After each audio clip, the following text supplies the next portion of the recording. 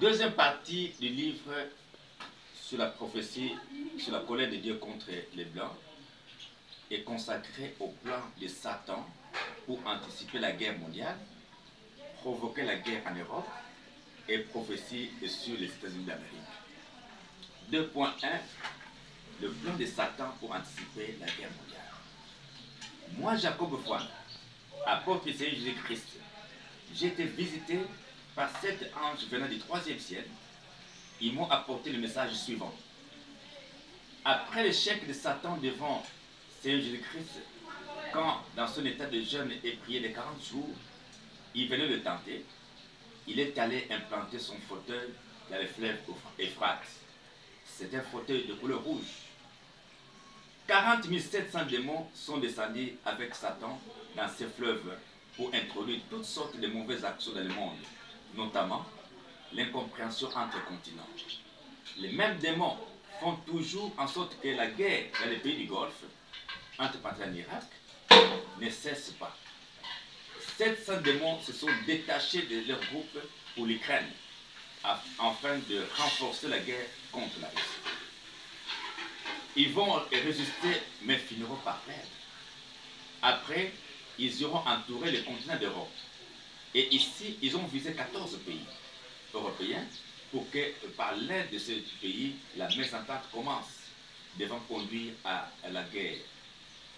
Selon ces démons, ils aimeraient que la guerre commence par la Belgique, et par l'Italie, par l'Allemagne, par la Grande-Bretagne ou par la France. Ils ont choisi l'un de ces pays. Les États-Unis d'Amérique vont s'engager aussi dans cette guerre. De même, la Chine et la Corée ne seront pas en reste. Mais ce ne sera pas encore une guerre mondiale, même si les gens l'appelleraient guerre mondiale. Il y aura des morts dont le nombre se chiffrera à 1,1 milliard de personnes. En ce moment-là, les chrétiens se lamenteront. Et le pape qui sera en exercice à cette époque-là prononcera un discours et qui calmera la guerre. La paix se rétablira partout. Les pays ci-après vont se disputer le rang des superpuissances du monde. La Corée, la Chine, les États-Unis d'Amérique et la Russie. Il y aura incompréhension entre ces pays qui ouvrira une brèche aux démons pour provoquer la guerre mondiale. Et se déroulera de manière à arrêter la circulation des personnes et de leurs biens. Étant donné que cette guerre sera redoutable, tous les pays d'Afrique sont appelés à prendre des dispositions de manière à investir et à produire pour leurs citoyens, car plus aucune aide ne proviendra encore des Occidentaux. À ce moment-là, quand cette guerre commencera, les gens vont alors chercher à beaucoup prier au point même de confesser à Dieu leurs péchés, mais le Seigneur n'exaucera pas leurs prières, il ne leur pardonnera pas non plus leurs péchés. 4 fois, le coup de foudre se fera entendre dans la ville de Nazareth. Ce sera le ciel fort et le début de la guerre mondiale. Le son de la foudre se répandra à travers le monde entier. Il y aura beaucoup d'accidents mortels en cascade et les gens vont chercher à se cacher dans leur maison au retentissement des détonations de coups de foudre, et ce sera la deuxième étape de la guerre mondiale. En effet, ce n'est pas la Corée que cette guerre mondiale va commencer. Et ce pays va s'attaquer aux États-Unis d'Amérique. Ces derniers réagiront aux attaques coréennes, combattront d'abord, mais quand ils sentiront leur échec, et ils vont par la suite utiliser une bombe qui détruira la moitié de la planète Terre. Bilan, 9,9 milliards de morts. Les pays africains voudront en ce moment-là fabriquer des armes de guerre, mais ils n'y parviendront pas, à l'exception de l'Égypte, qui réussira à le faire. Les Égyptiens vont empêcher que les Occidentaux n'arrivent en Afrique. Devant une telle résistance, les Blancs vont attaquer le continent d'Afrique et tous les autres pays africains vont se retourner contre l'Égypte. Il y aura une guerre qui causera beaucoup de dégâts et qui sera telle que la communication téléphonique sera coupée. Mais avant que cette guerre ne commence, l'Éternel Dieu va déployer le 7 janvier d'une certaine année, non encore révélée parce que le Seigneur, pour éviter que les gens ne fassent de calcul, pour l'enlèvement, les 12 anges, les 12 tribus d'Israël qui auront dans leur suite 12 000 anges.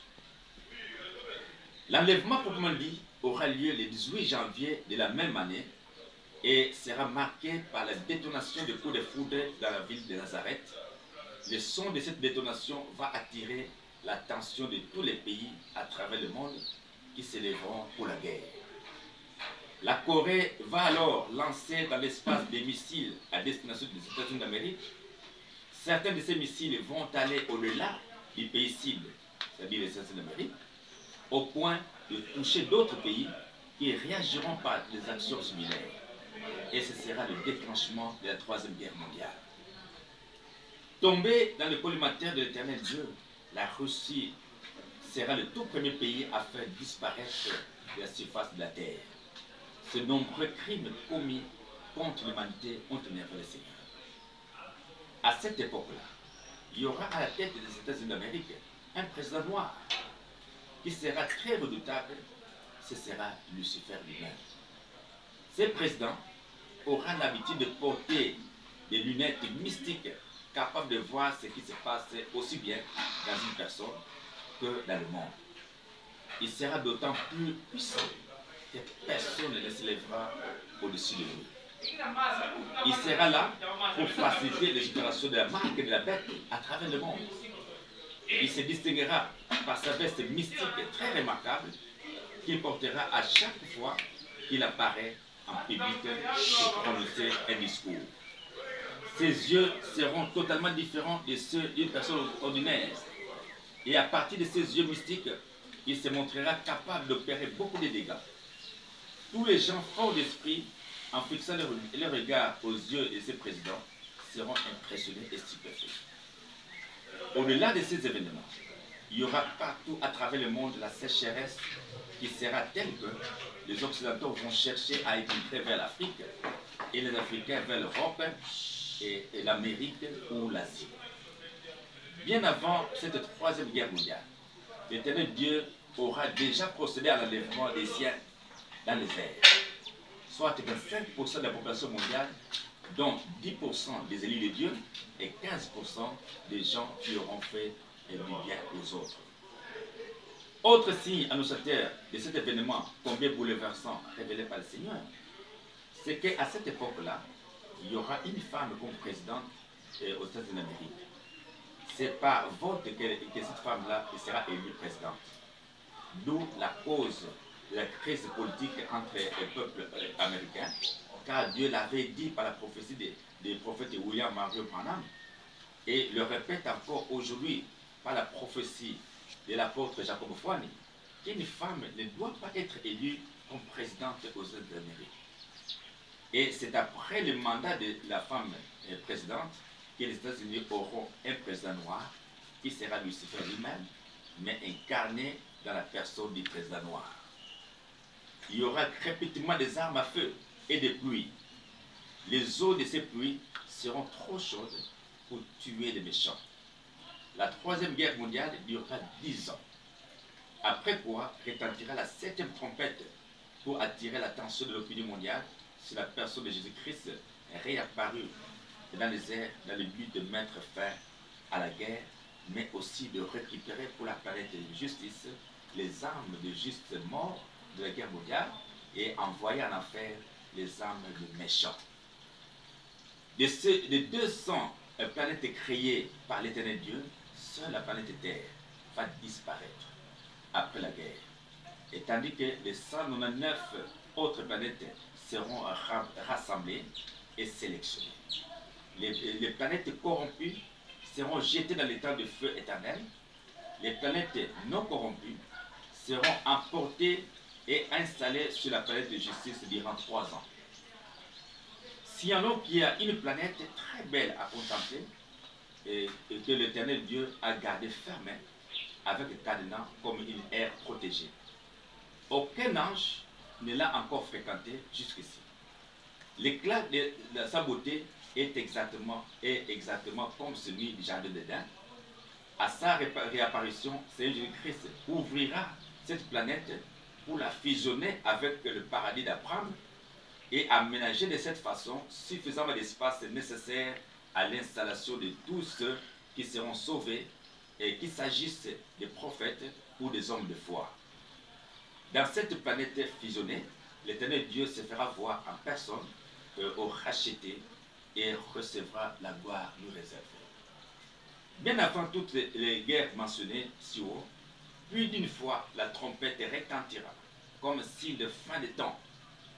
Les gens ne vont pas se gêner du mal. Ils vont pratiquer en plein jour toute mauvaise action comme la sorcellerie, la magie, l'impudicité, etc. Les méchants feront tout pour pousser à haïr Dieu. Ils vont intervenir dans les médias pour étaler le comportement des serviteurs de Dieu et contredire la parole de Dieu, ce qui va énerver le Seigneur. Deux prophéties sur les États-Unis d'Amérique.